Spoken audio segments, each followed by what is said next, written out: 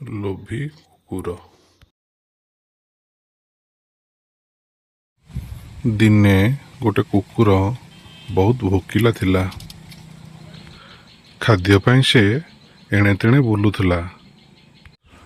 ବହୁତ ବୁଲାବୁଲି କରିବା ପରେ ତାକୁ ଗୋଟେ ମାଂସ ଲଗା ହାଡ଼ ମିଳିଲା।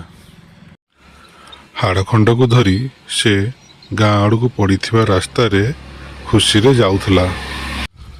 ଆରାମରେ ଲାଞ୍ଜକୁ ହଲେଇ ହଲେଇ ଗୀତ ଗାଇ ଗାଇ ବାଟ ଚାଲି ଯାଉଥିଲା।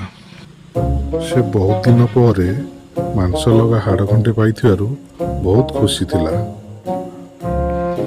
ସେଥିପାଇଁ ସେ ଖୁସିରେ ନାଚି ନାଚି ଗୀତ ଗାଇ ଗାଇ ବାଟ ଚାଲିଥାଏ।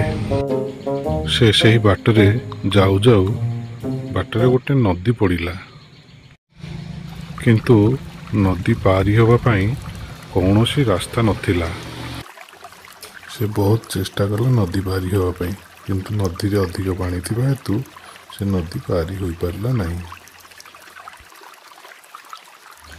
ସେ ଅସହାୟ ହୋଇ ନଦୀ କୂଳରେ ଠିଆ ହେଲା। ସେହି ନଦୀ ପାର ହେବା ପାଇଁ ଲୋକେ ସେହି ନଦୀ ଉପରେ କାଠ ଖଣ୍ଡଟିଏ ପକେଇଥାନ୍ତି, ଯାହା ଉପର ଦେଇ ସେମାନେ ନଦୀ ପାର ହୁଅନ୍ତି।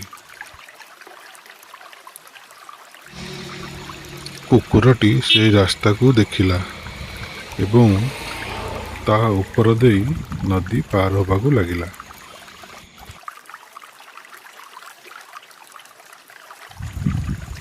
ସେ ଧୀରେ ଧୀରେ ସେ କାଠ ଗଣ୍ଡିଟି ଉପରେ ନଦୀ ପାର ହେଉଥାଏ। ଏପଟେ ବହୁତ ଖରା।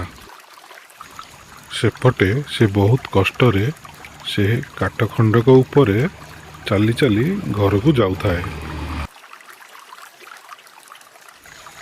ମୁଣ୍ଡ ଉପରେ ଖରା ଥିବାରୁ ତାର ଛାଇ ସେହି ନଦୀ ଉପରେ ପଡ଼ୁଥାଏ। କିଛି ସମୟ ପରେ ସେ ତା ଛାଇକୁ ଦେଖି ଆଉ ଗୋଟେ କୁକୁର ବୋଲି ଭାବିଲା।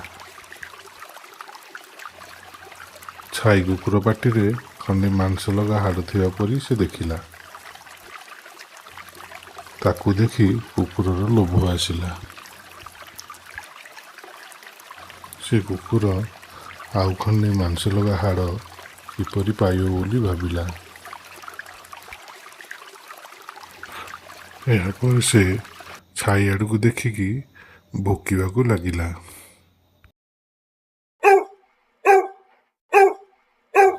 ସେ ଭୁଲି ଯାଇଥିଲା ଯେ ତା ପାଟିରେ ଖଣ୍ଡେ ହାଡ଼ ଅଛି ବୋଲି। ହଠାତ୍ ତା ପାଟିରୁ ହାଡ଼ ଖଣ୍ଡକ ପାଣିରେ ଖସି ପଡ଼ିଲା ଆଉ ପାଣିରେ ଭାସିଗଲା। ଲୋଭୀ କୁକୁର ଆଉ ଖଣ୍ଡେ ହାଡ଼ ଲୋଭରେ ନିଜ ପାଖରେ ଥିବା ହାଡ଼ ଖଣ୍ଡିକୁ ବି ହରେଇ ବସିଲା ଆଉ କାନ ମୁଣ୍ଡା ଆଉଁସିକି ଘରକୁ ଗଲା। ସେଥିପାଇଁ ଆମକୁ ଠାକୁର ଯେତିକି ଦଉଛନ୍ତି ସେତିକିରେ ଖୁସି ହେବା କଥା। ଅଧିକ ଲୋଭ କଲେ ନିଜ ପାଖରେ ଥିବା ଜିନିଷ ବି ଆମେ ହରେଇ ବସିବା।